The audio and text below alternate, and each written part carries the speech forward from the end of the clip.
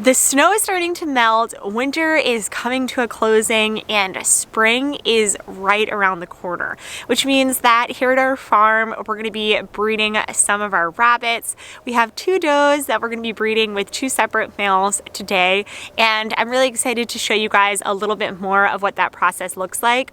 I know when we first started breeding our rabbits, this seemed like a very taboo thing to talk about, but it really isn't, and it's going to be really helpful for you guys to watch.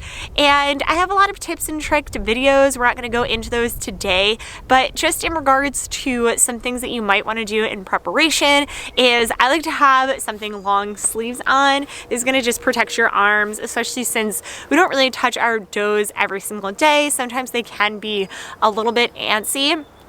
So I like to make sure that I do have long sleeves on, maybe gloves, just so you aren't getting scratched or bitten if you do have an angrier doe. One of our does, she did just have a litter, and she used to be a very nice doe, and now she's just been on the angry side.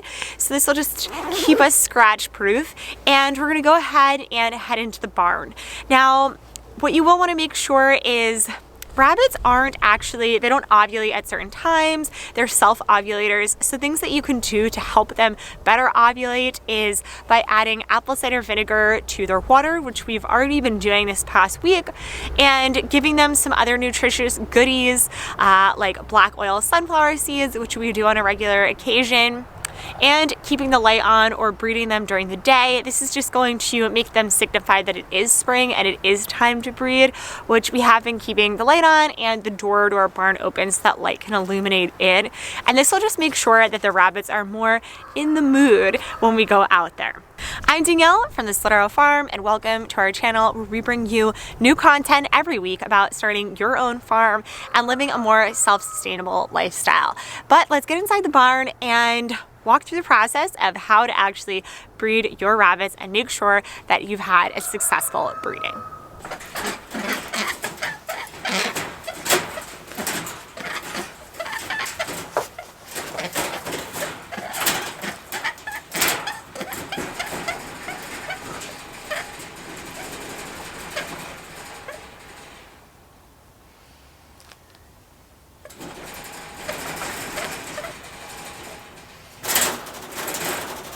That's what we call a successful fall off. And when you have a successful fall off, that means that your breeding is usually successful.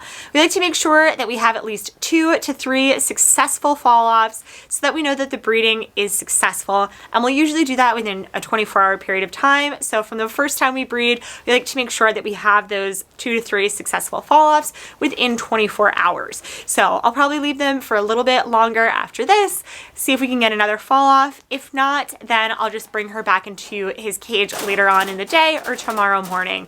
But this is really what you want to see, and don't be afraid if they're kind of running around the cage like they did at the beginning, or if they're resting like they are now. That's not something that you should really worry about. They're just kind of figuring out what's around them, sniffing around, and otherwise it's a pretty simple process. I hope that you guys found this informative. If you guys are interested in more types of rabbit content, I'll add some on the side below, and we'll see you guys again next time. Bye!